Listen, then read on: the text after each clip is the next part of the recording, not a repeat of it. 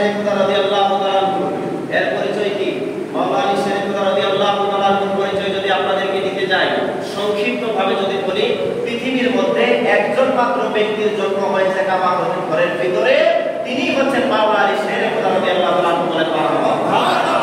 একজন মাত্র পৃথিবীর মধ্যে একটা মাত্র সন্তান কাবা ঘরের ভিতরে জন্মগ্রহণ করেছেন, তিনি হচ্ছেন মাওলা আলী শের খুদা রাদিয়াল্লাহু তাআলা। সুবহানাল্লাহ বলেন। পৃথিবীর মধ্যে রাসূল সাল্লাল্লাহু আলাইহি সাল্লাম যখন দুনিয়ায় শুভ আগমন করেছেন, সেই সময় যেমন রাসূল সাল্লাল্লাহু আলাইহি সাল্লামের সঙ্গে কোনো নাপাকির চিহ্ন দেখা যায় নাই, তদ্রুপ মাওলা আলী শের খুদা রাদিয়াল্লাহু তাআলা তিনি যখন যেদিন কাবা ঘরের ভিতরে জন্মগ্রহণ করেছেন, তার মায়ের ভিতর থেকে এক বিন্দু পরিমাণ নাপাকি, রক্ত কিংবা কোনো রকমের নাপাকি যেগুলো শরীরের মধ্যে থাকে, এগুলো কোনো কিছু মাওলা আলী শরীরে ছিল না। বলেন সুবহানাল্লাহ। পৃথিবীর একমাত্র ব্যক্তি যিনি দয়াল নবীজিকে না দেখা পর্যন্ত, দয়াল নবীজির কথা না শোনা পর্যন্ত কোনো কারো কথা শোনেন নাই, দয়াল নবীজিকে নিজের চোখে দেখার সর্বপ্রথম না দেখে পৃথিবীর কাউকে দেখেন নাই, দয়াল নবীজির লালা মোবারক না পান করে, দয়াল নবীজির দেওয়া খাবার না খেয়ে পৃথিবীর কোনো খাবার গ্রহণ করেন নাই, তিনি হচ্ছেন মাওলা আলী শের খুদা রাদিয়াল্লাহু তাআলা। বলেন আল্লাহু আকবার। জন্মের পরে 3 দিন হয়ে যায়, মাওলা আলী চোখ খুলেন না, মুখ খুলেন না, ডাকলে তারাম্মা ডাকে, কাবা ঘরের ভিতরে দরজা মারা, সব দিক দিয়ে বন্ধ, কিন্তু দরজা ফেটে গেছে। এই ইতিহাস ইনশাআল্লাহ অন্য সময় বলবো, আপনাদেরকে শুধু কাছে দিয়ে যাচ্ছি। এই কাবা ঘরের ভিতরে 3 দিন হয়ে যায়, খোঁজ খবর পায় না। যখন খোঁজ পাওয়া হলো, সেই সময় ভিতরে আসার পরে ডাকা হয়, কোনো সারা শব্দ নাই, কান্নাও করে না, কথাও বলে না, কোনো কিছু খায় না। সর্বশেষ নবীজিকে আনা হলো, রাসূল সাল্লাল্লাহু আলাইহি ওয়াসাল্লাম যখন আসলেন, কাবা ঘরে দরজায় এইভাবে দাঁড়ালেন, দাঁড়ানোর পর একটা মুস্কি হাসি দিলেন, দিয়ে বললেন, "এই কি সেই আলী, যে আলীর কথা আমার আল্লাহ আমাকে জানিয়েছেন?" সুবহানাল্লাহ। আর রাসূল বলেন সুবহানাল্লাহ। আলী রাদিয়াল্লাহু তাআলা সঙ্গে সঙ্গে মুস্কি হাসি দিলেন। নবীজি বললেন, "তুমি কি সেই আলী, যে আলী আমাকে না দেখা পর্যন্ত পৃথিবীর কাউকে দেখবে না?" আলী রাদিয়াল্লাহু তাআলা মুচকি হাসি দিয়ে চোখ খুললেন। দয়াল নবী বললেন, "তুমি কি সেই আলী, যে আলী আমার কথা না শোনা পর্যন্ত পৃথিবীর কাউকে কথা শ্রবণ করবে না তোমার কানে?" মাওলানা আলী রাদিয়াল্লাহু তাআলা মুচকি হাসি দিলেন। দয়াল নবী বললেন, "তুমি কি সেই আলী, যে আলীকে আমি যতক্ষণ পর্যন্ত মুখে খাবার না দেব, ততক্ষণ পর্যন্ত তুমি পৃথিবীর কোনো খাবার গ্রহণ করবে না, কারো খাবার গ্রহণ করবে না, মায়ের দুধ গ্রহণ করবে না?" মাওলানা আলী শের খুদা রাদিয়াল্লাহু তাআলা মুচকি হাসি দিলেন এবং মুখ হা করে দিলেন। দয়াল নবী তার মুখের লালা মুবারককে মাওলানা আলী শের খুদা রাদিয়াল্লাহু তাআলার মুখের মধ্যে দিলেন। তিনি লালা খাইলেন, লালা খাওয়ার পরে তারপরে মায়ের দিকে তাকালেন, দুধ খাওয়ার জন্য তিনি ইচ্ছা পোষণ করলেন। বলেন আল্লাহু আকবার। মাওলানা আলী হচ্ছেন তিনি, দয়াল নবী বলেছেন, "আনা মদিনাতুল ইলম ওয়া আলিয়্যুম বাবুহা", আমি হচ্ছি ইলমের শহর, আর আমার ইলমের শহর থেকে যদি কেউ ইলমের এক বিন্দু পরিমাণ নিতে চায়, তাহলে সেটা নিতে হবে আমার মাওলানা আলীর দরজার মাধ্যমে। চলে বলেন সুবহানাল্লাহ। আর উসরা বলেন সুবহানাল্লাহ। মাওলানা আলী রাদিয়াল্লাহু তাআলা তিনি হচ্ছেন আলী রাদিয়াল্লাহু তাআলা। এর আরেকটা সংক্ষিপ্ত পরিচয় হচ্ছে, জান্নাতের নিয়ন্ত্রণ করবেন 5 জন, 4 জনকে নিয়ন্ত্রণ ক্ষমতা দেওয়া হবে, একজন হবেন জান্নাতের মালিক। এক জান্নাতের মালিক হচ্ছেন আমার দয়াল নবীজি, জান্নাতের সৃষ্টিকর্তা আমার আল্লাহ তাআলা, কিন্তু জান্নাতের মালিক হচ্ছেন আমার দয়াল নবীজি। আল্লাহ তাআলা সৃষ্টি করে সেটা দান করে দিয়েছেন। আজকে আমাকে এই যে জামাটা একজন কিনে আমাকে দান করে দিয়েছেন, তারপরে আমি একটা মালিক হয়েছি, কিন্তু এই জামার মালিক অন্যজন ছিলেন কিনা পরে, কিন্তু আমাকে যখন দান করে দিয়েছেন, তখন এর মালিক কি সে আছে? যে দান করেছে সে কি এর মালিক আছে? সে আমাকে দিয়েছেন, দিয়েছেন, দান করেছেন। তদ্রূপ আল্লাহ পাক রব্বুল আলামিন জান্নাত সৃষ্টি করেছেন। সৃষ্টি করার পরে আল্লাহ পাক রব্বুল আলামিন বলেছেন, "ইন্না আ'তাইনাকাল কাউসার", আমি আপনাকে কাউসার তথা জান্নাত তথা আমার সৃষ্টিকুলের সমস্ত নিয়ামত সমূহ, ভালো জিনিস সমূহ নবী আপনাকে আমি দান করে দিয়েছি। বলেন সুবহানাল্লাহ। এই জান্নাতের মালিক হলেন নবীজি। এই জান্নাতের নিয়ন্ত্রণ করবেন 4 জন। সুবহানাল্লাহ বলেন। সুবহানাল্লাহ বলেন। এক নাম্বার হলো মাওলানা আলী শের খুদা রাদিয়াল্লাহু তাআলা আনহু, হযরতে মা ফাতেমা খাতুন জান্নাত রাদিয়াল্লাহু তাআলা আনহা, হযরতে হাসান রাদিয়াল্লাহু তাআলা আনহু, হযরতে হুসাইন রাদিয়াল্লাহু তাআলা আনহু। এই 4 জন, ইমাম মা ফাতেমা রাদিয়াল্লাহু তাআলা আনহা, তিনি সাইয়্যিদাতুন নিসাই আহলিল জান্নাহ, সমস্ত জান্নাতি মহিলাদের সরদারনি হচ্ছেন হযরতে মা ফাতেমা খাতুন জান্নাত রাদিয়াল্লাহু তাআলা আনহা। চিৎকার করে বলেন আল্লাহু আকবার। আর জান্নাতি সমস্ত হাদিস শরীফের মধ্যে যায় নবী বলেন, আল্লাহ তাআলা নবীকে জানিয়ে দিয়েছেন। দয়াল নবী বলেন, আল হাসানু ওয়াল হুসাইনু সাইয়্যিদুশ শাবাবি আহলিল জান্নাহ। আমার হাসান হুসাইন হচ্ছে জান্নাতের সমস্ত যুবকদের সর্দার তথা সমস্ত জান্নাতি পুরুষদের সর্দার। বলেন আল্লাহু আকবার। যদিও হাদিস শরীফের মধ্যে বলা হয়েছে সমস্ত যুবকদের সর্দার, জান্নাতের মধ্যে কোনো বুড়া থাকবে না, জান্নাতের মধ্যে কোনো বৃদ্ধ মানুষ প্রবেশ করবে না। যারা দেখতে আসেন আপনাদের চিন্তা নাই, আপনারা জান্নাতের দরজা পায় রাখার সঙ্গে সঙ্গে 25 বছর 22 বছর 21 বছরের যুবক হয়ে যাবেন। বলেন আল্লাহু আকবার। জান্নাতে যত পুরুষ থাকবে সব পুরুষের নিয়ন্ত্রণ করবেন ইমাম হাসান এবং হুসাইন রাদিয়াল্লাহু তাআলা আর সমস্ত মহিলাদের নিয়ন্ত্রণ করবেন হযরতে মা ফাতেমা খাতুনের জান্নাত রাদিয়াল্লাহু তাআলা কাছে বলেন আল্লাহু আকবার। এগুলো ইমাম হাসান হুসাইন রাদিয়াল্লাহু তাআলা খুব সংক্ষিপ্ত পরিচয়। ছোট্ট আরেকটা ইমাম হাসান হুসাইন রাদিয়াল্লাহু তাআলা ছোট্ট আরেকটা পরিচয় হচ্ছে আল্লাহর হাবিব সাল্লাল্লাহু আলাইহি ওয়াসাল্লাম ইরশাদ করেছেন, মান আহাব্বা হাযাইনি। ইমাম হাসান হুসাইন রাদিয়াল্লাহু তাআলা দুইজনের হাত ধরে দয়াল নবী বললেন, মান আহাব্বা হাযাইনি, যেই ব্যক্তি এই দুইজনকে ভালোবাসবে ফাকাত আহাব্বানি, সেই ব্যক্তি আমি নবীজিকে ভালোবাসলো। ওয়া আহাব্বানি, যে ব্যক্তি আমি নবীজিকে ভালোবাসলো ফাকাত আহাব্বাল্লাহ, সেই ব্যক্তি আমার আল্লাহকে ভালোবাসলো। বলেন সুবহানাল্লাহ। দয়াল নবী যাকে বলেন মান আহাব্বাল্লাহ আদখালাহুল্লাহুল জান্নাহ, যেই ব্যক্তি আমার হাসান হুসাইনকে ভালোবাসার মাধ্যমে আল্লাহ তাআলার ভালোবাসা অর্জন করলো, আল্লাহ পাক রব্বুল আলামিন তাকে জান্নাতি করে দিলেন, জান্নাতে প্রবেশ করাবেন। বলেন আল্লাহু আকবার। ইমাম হাসান হুসাইনের ভালোবাসা দরকার আছে না নাই? আছে। বলেন আছে না নাই? আছে। বলেন আছে না নাই?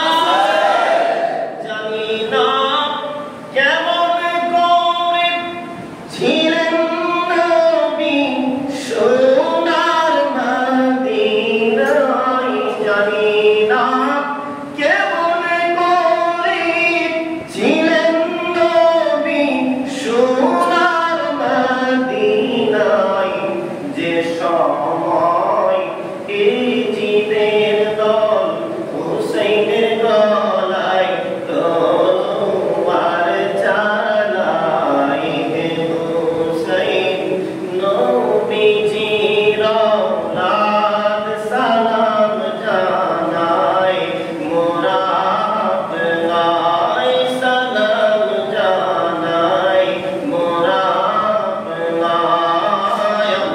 আল্লাহুম্মা সাল্লি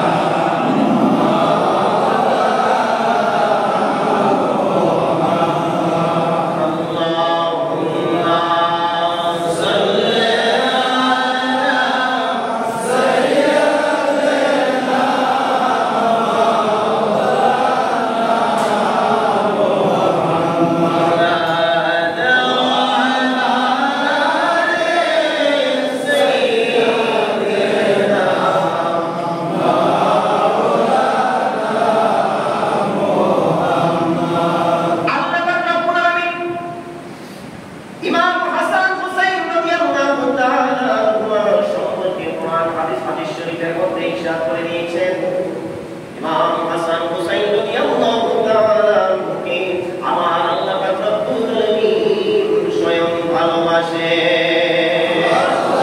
সুবহানাল্লাহ বলেন। সুবহানাল্লাহ। হাসান হুসাইনকে ভালোবাসেন কে? আল্লাহ স্বয়ং। তোমরা বলেন কে? আল্লাহ।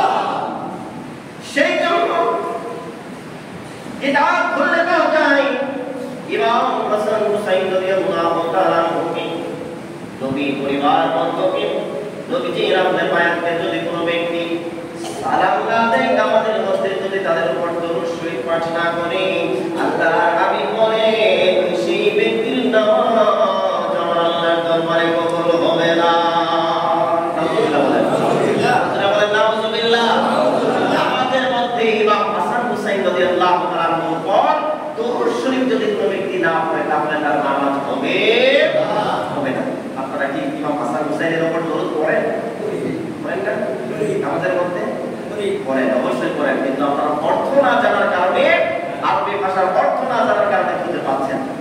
আল্লাহুম্মা সাল্লি আলা মুহাম্মাদিন ওয়া আলা আলি মুহাম্মাদ। জোরে জোরে বলেন, একবার বলেন কিনা? বলেন না দরুদ শরীফ, আল্লাহুম্মা সাল্লি আলা মুহাম্মাদ ওয়া আলা আলি মুহাম্মাদ। এই যে আল্লাহুম্মা সাল্লি আলা মুহাম্মাদ, এটা কি নবীজির উপর দরুদ শরীফ বলেন। ওয়া আলা আল, এই যে আলি শব্দ দ্বারাই হচ্ছে হযরত মাওলানা আলী, মা ফাতেমা রাদিয়াল্লাহু তাআলা আনহা, ইমাম হাসান হুসাইন আল মাওলানা আহলে বায়াত। জুড়ে বলেন আল্লাহু আকবার। যদি কোনো ব্যক্তি নামাজের মধ্যে যদি আহলে বায়াতের উপর দরুদ শরীফ পাঠ না করে যদি আল্লাহুম্মা সাল্লি আলা মুহাম্মাদ কামা সাল্লাইতা আলা ইব্রাহিম ওয়া আলা আলি ইব্রাহিম এরকম ভাবে যদি পড়ে, বন্ধু তার দরুদ শরীফ কি হবে? শুদ্ধ হবে, সহি হবে না, দরুদ শরীফ হবে না। দরুদ শরীফ যদি কোনো ব্যক্তির শুদ্ধ না হয়, আমার আল্লাহ রাব্বুল আলামিন তার নামাজ কবুল করবে না। এটা হচ্ছে ইমাম হাসান হুসাইন রাদিয়াল্লাহু তাআলা আনহুর ছোট পরিচয়। আল্লাহ পাক রব্বুল আলামিন চান ইমাম হাসান হুসাইন যাতে কখনো কষ্ট না পায়। সুবহানাল্লাহ, সুবহানাল্লাহ। ইমাম হাসান হুসাইন রাদিয়াল্লাহু তাআলা কখনো কষ্ট পায় এমনটা চান না। একদিন ইমাম হাসান হুসাইন দুই ভাই মিলে একটা স্লেটের মধ্যে কালিমা তৈয়্যিবা লিখেছিলেন। আপনারা সম্পূর্ণ ঘটনা জানেন। লেখার পরে দুইজন দাবি করলেন, ভাই আমারটা সুন্দর। ইমাম হুসাইন রাদিয়াল্লাহু তাআলা কথা শুনে ইমাম হাসান রাদিয়াল্লাহু তাআলা বলেছিলেন, না আমারটা সুন্দর। সর্বশেষ সিদ্ধান্ত হলো আমাদের সিদ্ধান্তে কাজ হবে না, চলো মার কাছে যাই, আম্মার কাছে যাই, আমার আম্মু যারটা সুন্দর বলবে তারটাই সুন্দর। ঠিক আছে কিনা? বলে ঠিক আছে। মা ফাতেমার কাছে গেলেন, বলে আমি পারবো না, মাওলা আলীর কাছে যাও। নবীজি বলেছেন তিনি হচ্ছেন সমস্ত ইলমের দরজা, তার কাছে যাওয়া হলো। মাওলা আলী থেকে বলেন, আমার কলিজার টুকরা ময়মনি, আমার এই বিষয়ে সিদ্ধান্ত দেওয়ার ক্ষমতা আমার নাই, আমার জন্য দুইটাই সুন্দর। তোমরা এই সিদ্ধান্ত পেতে হলে এই রেজাল্টের জন্য নবীজির কাছে চলে যাও। নবীজির কাছে চলে যাও। নবীজির কাছে যখন গেলেন, নবীজি বললেন, না আমি এই সিদ্ধান্ত দিতে পারবো না, রেজাল্ট দিতে পারবো না। এই রেজাল্ট দিবে জিবরাইল। জিবরাইল আলাইহিস সালাম নবীজিকে ডেকে বলেন, ইয়া রাসূলুল্লাহ, আমি এই সিদ্ধান্ত কেমনে দিব? এই সিদ্ধান্ত দিবে আমার আল্লাহ রাব্বুল আলামিন। বলেন সুবহানাল্লাহ। সাথে সাথে আল্লাহ রাব্বুল আলামিন জিবরাইলকে বললেন, জিবরাইল যা রে যা, জান্নাতের মধ্যে যা, জান্নাত থেকে একটা আপেল নিয়ে আয়। এই দুইজনের স্লেট এক জায়গার মধ্যে রেখে আপেলটা ঘুরিয়ে দে। এই আপেলটা যেই জায়গা স্লেটের উপর গিয়ে থেমে যাবে, আমি আল্লাহর সিদ্ধান্ত হলো তার কালেমায়ে তৈয়্যিবা লেখাটা সুন্দর হয়েছে। বলেন সুবহানাল্লাহ। জিবরাইল আলাইহিস সালাম জান্নাত থেকে সেই আপেলটা নিয়ে আসলেন। আপেলটা আনার পর তিনি সেই দুইটা স্লেটের মাঝখানে ঘুরিয়ে দিলেন। ঘুরতে ঘুরতে ঘুরতে ঘুরতে একবার স্থির হয়ে আপেলটা দাঁড়িয়ে গেল। হঠাৎ করে চাপ করে দুই ভাগ হয়ে দুই টুকরা হয়ে দুইজনের স্লেটের উপরে পড়ে গেল। বলেন সুবহানাল্লাহ। জানিয়ে দিলেন, জিবরাইল নবীজিকে বলে আমি আল্লাহ রাব্বুল আলামিন এই দুইজনকে ভালোবাসি, দুইজনের লেখায় সুন্দর হয়েছে। দুইজনকে আমি আল্লাহ তাআলা মহব্বত করি। কোন একজন কষ্ট পাবে আমি আল্লাহ রাব্বুল আলামিন সেটা চাই না। আমি আল্লাহ তাআলা ইমাম হাসান হুসাইনের খুশিতে খুশি থাকি। বলেন সুবহানাল্লাহ। বলেন সুবহানাল্লাহ। আল্লাহ রাব্বুল আলামিন এমন ভালোবাসতেন ইমাম হাসান হুসাইন রাদিয়াল্লাহু তাআলা কে। দয়াল নবী ইমাম হাসান হুসাইন সম্পর্কে হাদিস শরীফের মধ্যে সাহাবীরা বলেন, সিহাসিতার হাদিস, ইমাম হাসান হুসাইন রাদিয়াল্লাহু তাআলা ইমাম হুসাইন রাদিয়াল্লাহু তাআলা পায়ের তালু থেকে শুরু করে মাথার চাঁদি পর্যন্ত, চাঁদি পর্যন্ত, চুল পর্যন্ত এমন কোন জায়গা নাই যেই জায়গার মধ্যে আমার দয়াল নবীজি চুমু খান। সুবহানাল্লাহ। বলেন সুবহানাল্লাহ। বলেন সুবহানাল্লাহ। সাহাবীকে বলেন, আমরা দেখতাম যখন ইমাম হুসাইন রাদিয়াল্লাহু তাআলা, ইমাম হুসাইন রাদিয়াল্লাহু তাআলা, ইমাম হাসান রাদিয়াল্লাহু তাআলা নবীজির কাছে যখন চলে আসতেন, যদি কখনো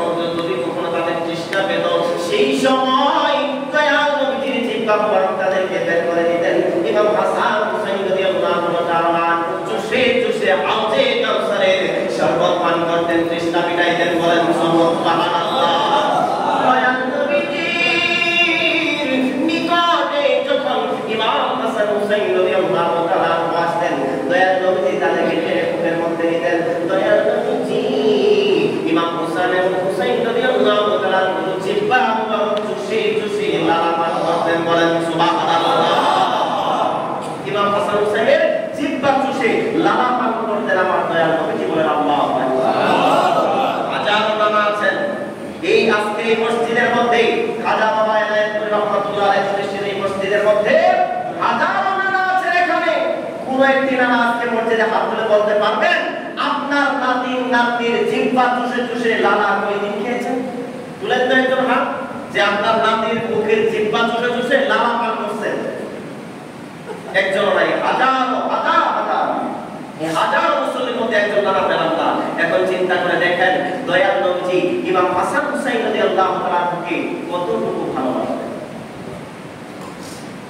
ইমাম হাসান হুসাইন রাদিয়াল্লাহু তাআলার একটা পরিচয় হলো দয়াল নবীজি তাদেরকে এমন সম্মান বাড়িয়ে দিয়েছেন। হযরত আসওয়াদের চেয়ে ইমাম হাসান হুসাইন রাদিয়াল্লাহু তাআলার সম্মান কোটি কোটি গুণ বেশি। জোরে বলেন সুবহানাল্লাহ। এই হযরত আসওয়াদ চুমু খাওয়ার জন্য সবাই পাগল, কাবা ঘরের দালানের মধ্যে হযরত আসওয়াদ, এই হযরত আসওয়াদের মধ্যে দয়াল নবীজি মাত্র কয়েকবার চুমু খেয়েছেন। হযরত আব্দুল্লাহ ইবনে ওমর রাদিয়াল্লাহু তাআলা আনহু হজ করতে গিয়ে হযরত আসওয়াদের কাছে দাঁড়ালেন। দাঁড়ানোর পরে হযরত আসওয়াদকে বললেন, আমি তোমাকে কখনোই চুমু খাইতাম না, এই জন্যই আজকে তোমাকে চুমু খাওয়ার জন্য এখানে আসছি। আমি দেখেছি আমার দয়াল নবীজির নুরানি ঠোঁট মোবারক দিয়ে তোমাকে চুমু খেয়েছি। নবীজি যদি তোমাকে চুমু না খাইতেন আমি কখনোই তুমি তোমার মতো পাথরের কাছে আসতাম না। বলেন আল্লাহু আকবার। দুই তিনবার চুমু খাইছেন মাত্র, দয়াল নবীজি হজ করেছেন মাত্র একবার জীবনে। এখন বলুন এই হযরত আসওয়াদের মধ্যে একবার চুমু, দুইবার, কয়েকবার চুমু খাওয়ার মধ্যে যদি এতটা ফজিলত হয়, ইমাম হুসাইন রাদিয়াল্লাহু তাআলা হাসান রাদিয়াল্লাহু তাআলাকে হাজার হাজার বার অসংখ্য খেয়েছেন। এই হযরত আসওয়াদের যে ইমাম হুসাইন রাদিয়াল্লাহু তাআলার সম্মান, হাসান রাদিয়াল্লাহু তাআলার সম্মান বেশি নাকি কম? বেশি।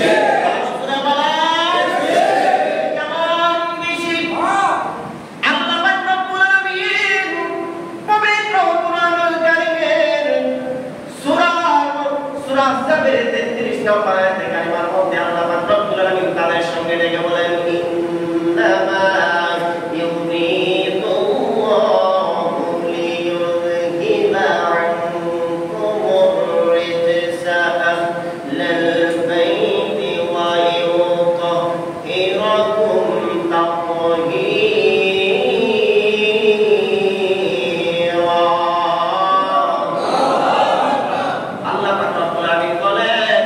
এই পবিত্র কোরআনে ইরশাদ করে দিয়েছেন আহলে বায়াতদেরকে আমার আল্লাহ পাক রব্বুল আলামিনের পবিত্র প্রবল ইচ্ছা হচ্ছে আহলে বায়াতের পক্ষ থেকে সমস্ত প্রকার নাপাকি অপবিত্রতা দূর করা। বলেন সুবহানাল্লাহ।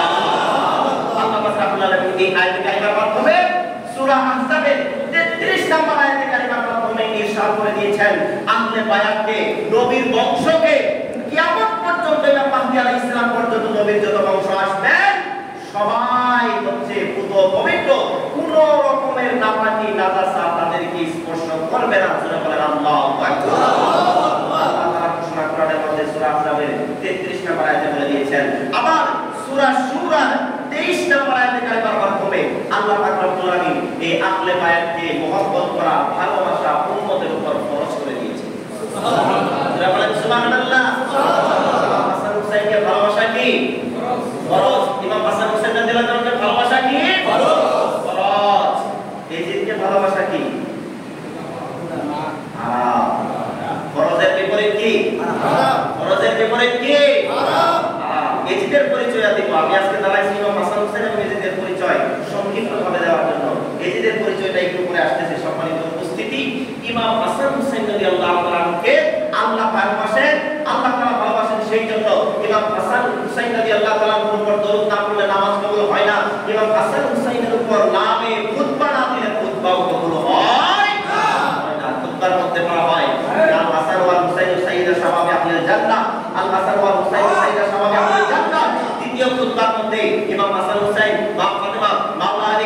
চার খলিফার নামে, আশারে মুবাশশারার নামে খুতবা দেওয়া হয়, জোরে বলেন ঠিক কি না? এইজন্য তাদের মধ্যে এই দ্বিতীয় খুতবার মধ্যে, সারি খুতবার মধ্যে আপনি যদি ইমাম হাসান হুসাইনের নামে খুতবা না দেন, আপনার খুতবা হবে না। এখন চিনেন ইমাম হাসান হুসাইনকে?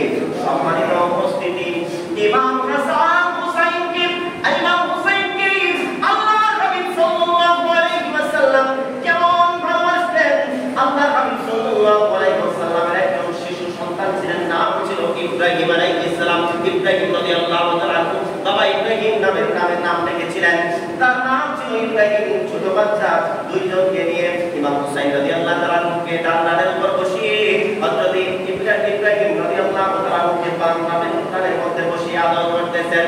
এমন সময় জিবরাইল আলাইহিস সালাম চলে আসলেন, দেখে বললেন, ইয়া রাসূলুল্লাহ, ইয়া হাবিবাল্লাহ, আল্লাহ রাব্বুল আলামিন আমাকে পাঠিয়ে দিয়েছেন। ইয়া রাসূলুল্লাহ, আল্লাহ জানতে চেয়েছেন আপনি দুইজনকে ভালোবাসেন, কেমন ভালোবাসেন, আপনি কি অধিক ভালোবাসেন? দয়াল নবী বললেন, হ্যাঁ আমি অনেক ভালোবাসি। আমার আল্লাহ রাব্বুল আলামিন জিবরাইল আলাইহিস সালামকে জানিয়ে দিয়েছেন। জিবরাইল বললেন, ইয়া রাসূলুল্লাহ, আল্লাহ তাআলার ইচ্ছা হলো এই দুইজনকে একসাথে ভালোবাসতে দিবেন না, আপনি দুইজনের মধ্যে যে কোনো একজনকে উৎসর্গ করতে হবে, কুরবান করতে হবে। কাকে কুরবান করবেন আপনি জানিয়ে দিন, সেই অনুযায়ী সিদ্ধান্ত হবে। বলেন সুবহানাল্লাহ।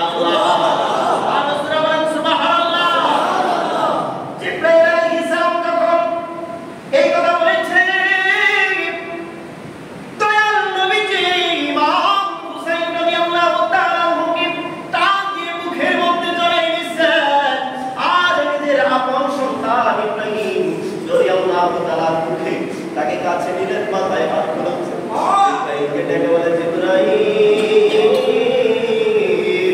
রে জিবরাইল, আমার হুসাইনকে আমি ছাড়তে পারবো না, আমার হুসাইনকে আমি ছাড়তে পারবো না। আমার ছেলে আপন ছেলে আমি ইব্রাহিমকে আমার হুসাইনের জন্য উৎসর্গ করে দিলাম, কুরবান করে দিলাম, এটাই আমার সিদ্ধান্ত। জোরে বলেন সুবহানাল্লাহ।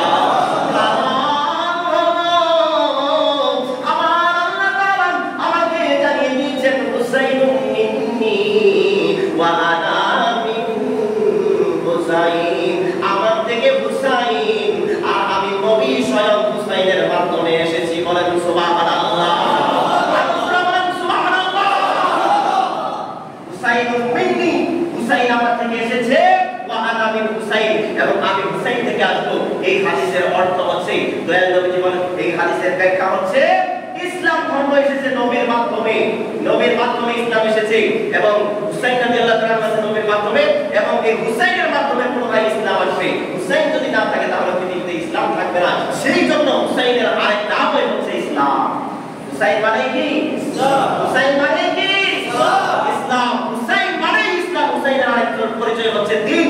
সেই জন্য খাজা গরিবের আওয়াজ মুইনুদ্দিন চিশতি রাহমাতুল্লাহ আলাইহি তার যে মাজার শরীফের শীতেনে এখন সুন্দর করে লেখা আছে, শাহ আস্তে হুসাইন, বাদশাহ আস্তে হুসাইন, দ্বীন আস্তে হুসাইন, দ্বীন বালা আস্তে হুসাইন।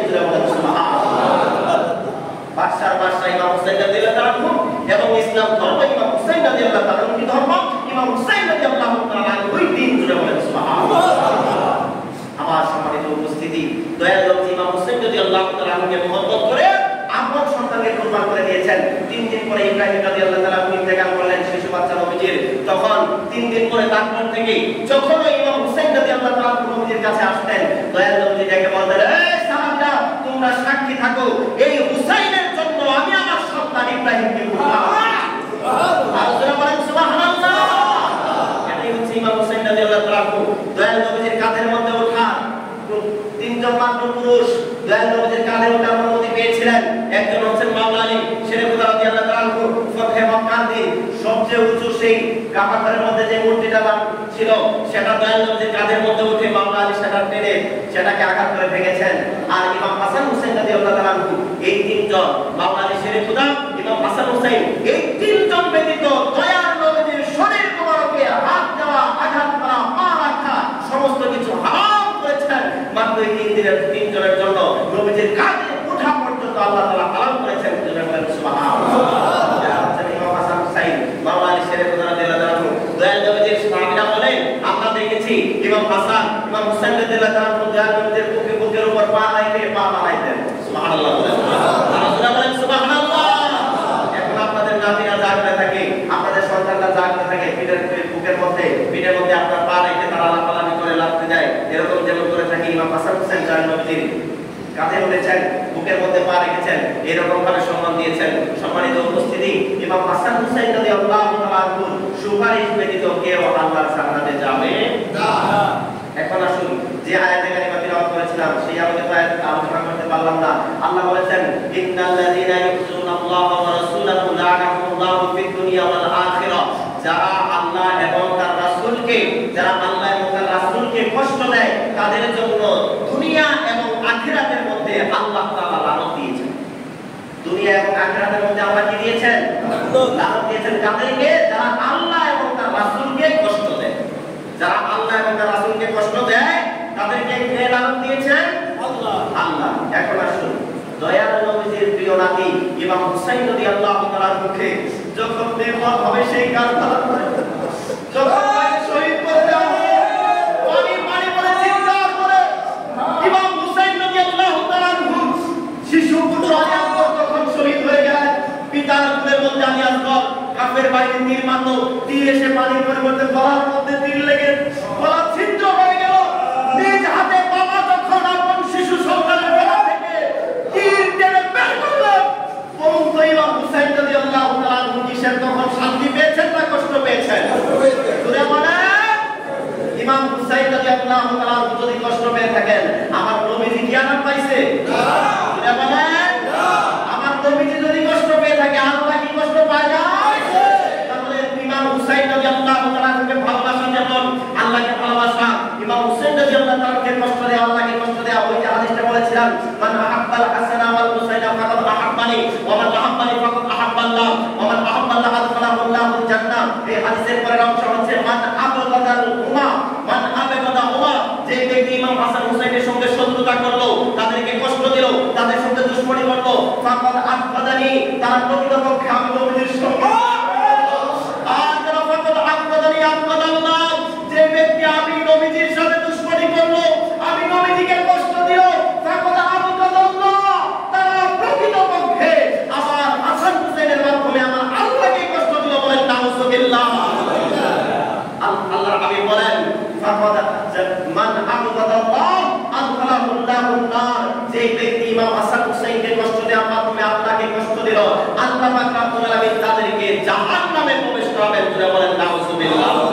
এখন এজিদের নির্দেশে ইমাম হুসাইন রাদিয়াল্লাহু তাআলা সহকারে ইমাম হুসাইন রাদিয়াল্লাহু তাআলার সামনে তার আপন সন্তান আলী আকবর, তার সন্তান আলী আকবর, ভাতিজা কাসিম, তারপরে হচ্ছে আবু বকর, উমর, এরকম ভাবে ইমাম হাসান রাদিয়াল্লাহু তাআলার ছেলের নাম আবু বকর, উমরের নামে রাখছিলেন। বলেন সুবহানাল্লাহ। ইমাম হাসান রাদিয়াল্লাহু তাআলার চার সন্তান, ইমাম হুসাইন রাদিয়াল্লাহু তাআলার দুই সন্তান, ইমাম হুসাইন মুসলিম রাদিয়াল্লাহু তাআলার পাঁচ সন্তান, ইমাম মুসলিম রাদিয়াল্লাহু তাআলার ইমাম হাসান রাদিয়াল্লাহু তাআলার দুই ভাগিনা সহকারে নিকট আত্মীয় যারা, তারা সবাই নিজের চোখের সামনে যখন কাফেরদের সামনে ছটফট করতে করতে তরবারির আঘাতে বিদায় নিলেন, পরন্তু সেই সময় ইমাম হুসাইন রাদিয়াল্লাহু তাআলার পরিবার মধ্যে কতটা যন্ত্রণা হয়েছিল আমরা কি সেটা কল্পনা করতে পারবো? ইমাম হুসাইন রাদিয়াল্লাহু তাআলা কতটা কষ্ট পেয়েছিলেন। তাকে যখন শহীদ করে দেওয়া হলো, মাথা আলাদা করে দেওয়া হলো, শরীরের কাপড়গুলি সব খুলে দেওয়া হলো, শরীরের উপরে সেদিন 121টা তীর ছিল, 40টা তরবারি জখম ছিল, 72টা বর্ষার ছিদ্র ছিল। ইমাম হুসাইন রাদিয়াল্লাহু তাআলার দেহের মধ্যে ইমাম হুসাইন রাদিয়াল্লাহু তাআলাকে নির্মমভাবে শহীদ করার পর এই পাপিষ্ঠ এজিদ বাহিনী তারা ঘোড়াগুলি উটগুলি ইমাম হুসাইন রাদিয়াল্লাহু তাআলার উপর দিয়ে ছুটিয়ে দিয়ে দেহটাকে একেবারে সমস্ত হাড়গুলি পিষে ছিন্ন বিচ্ছিন্ন করে দিল। এরকম ভাবে যারা কষ্ট দিয়ে ইমাম হুসাইন রাদিয়াল্লাহু তাআলাকে দুনিয়া থেকে বিদায় করে দিলেন। বলুন তো সেই সময় এই নির্মম ইতিহাস নির্মম ভাবে আক্রমণ করার সময় আল্লাহর হাবিব কি খুশি ছিলেন? না। বলেন তিনি যদি কষ্ট পেয়ে থাকেন, আল্লাহ কষ্ট পেয়েছেন, ইমাম হুসাইন রাদিয়াল্লাহু তাআলাকে কষ্ট যারা দিয়েছে তাদের ব্যাপারে আমাদের কোনো মহব্বত থাকতে পারে না। এজিদের পরিচয় হচ্ছে সে আপন যখন ইমাম হোসেন রাদিয়াল্লাহু তাআলাকে যখন তার দরবারে যখন তার মস্তক মোবারক পাঠানো হয়েছিল, এই ইবনে জিয়াদ যেমন তার লাঠি দিয়ে ইমাম হোসেন রাদিয়াল্লাহু তাআলার মুখের মধ্যে জিহ্বার মধ্যে কুচা দিয়েছিলেন, আঘাত করেছিলেন, এজিদও তদ্রূপ আঘাত করেছিল। সেই সময় আবু বাকর রাদিয়াল্লাহু তাআলা নামে একজন সাহাবী ছিলেন, ডেকে বলেছিলেন বুখারী শরীফের হাদিস, সিয়াসি তার হাদিস। তখন সে বলেছিল, আবু বাকর রাদিয়াল্লাহু তাআলা বলেছিলেন, এই এজিদ, তুমি এই ইমাম হুসাইন রাদিয়াল্লাহু তাআলার মাথার মধ্যে ঠোঁটের মধ্যে আঘাত করছো। আমি দেখেছি দয়ার নবী এই ঠোঁট চুষে চুষে, জিহ্বা চুষে চুষে লালাপান করতে পারেন। সুবহানাল্লাহ। এই এজিদ তখন আগ্রহান্বিত হয়ে গেল।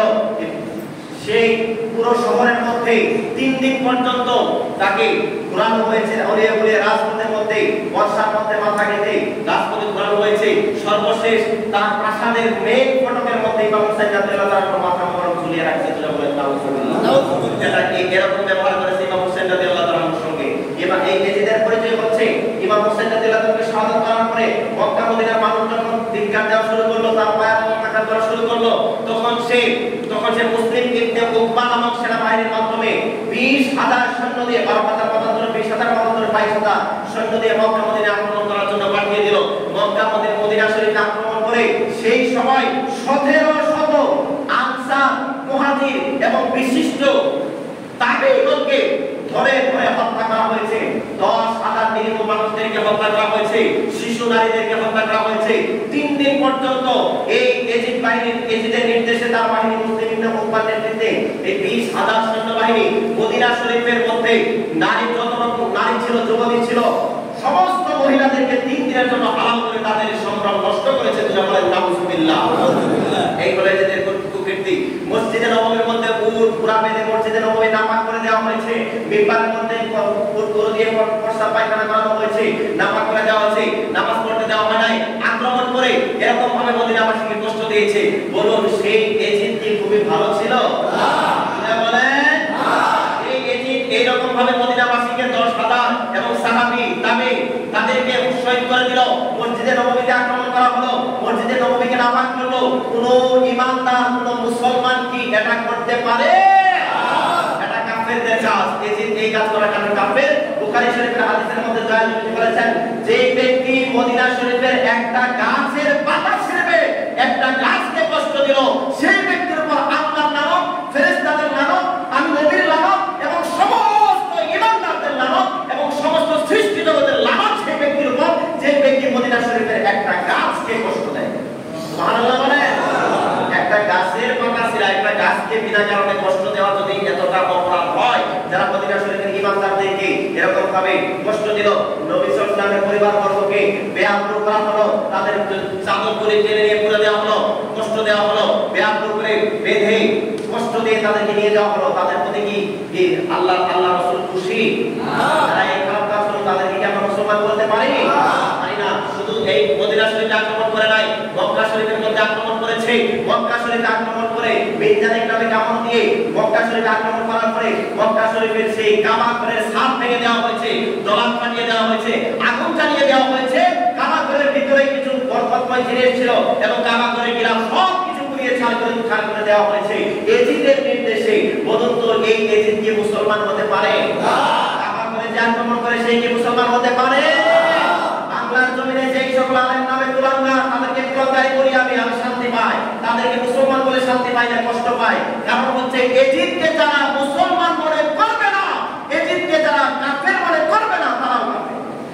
এটাই আমাদের আকীদা, এটাই মুসলমানদের আকীদা, এটাই আমার আকীদা, এটাই আমার আকীদা। এজিদকে যারা কাফের বলবে না, তারা নিজেরাও কাফের। সম্মানিত উপস্থিতি, অনেক আলোচনা ছিল, সময় স্বল্পতার জন্য আপনাদের কাছে বলতে পারি না, উপস্থাপন করতে পারি না, সুযোগ হয় না।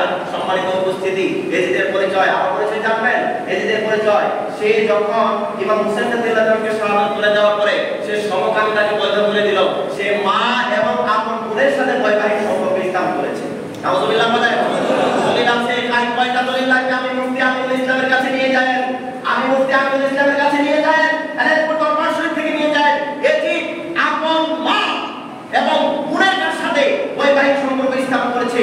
সব সময় মদ নিয়ে সে ব্যস্ত থাকতো, নারী নিয়ে ব্যস্ত থাকতো, কুকুরের জিকির করা হতো তার প্রাসাদের মধ্যে। নাউজুবিল্লাহ বলেন। আল্লাহ জিকির ছিল না, নামাজ ছিল না। আব্দুল্লাহ ইবনে হানজালা রাদিয়াল্লাহু তাআলা, যাকে শহীদ গাসিলুল মালায়েকা বলা হয়, ফেরেশতারা তাকে পুত্র দিয়েছেন, তার একজন সন্তান হয়েছিল, যার নাম ছিল আব্দুল্লাহ। তিনি ঘোষণা করেছেন, হে পৃথিবীবাসী, মক্কাবাসী, তোমরা যদি না চাও যে আল্লাহ পাথর মেরে আকাশ থেকে পাথর বর্ষণ করে তোমাদের ধ্বংস করে দেয়, এটা যদি না চাও, তাহলে এই মুহূর্তে তোমরা তার আয়াত স্বীকার করো, তাকে ত্যাগ করো। এর কারণ আমি আমার নিজের চোখে দেখেছি, এদের এইরকম কীর্তি জুড়ে বলেন।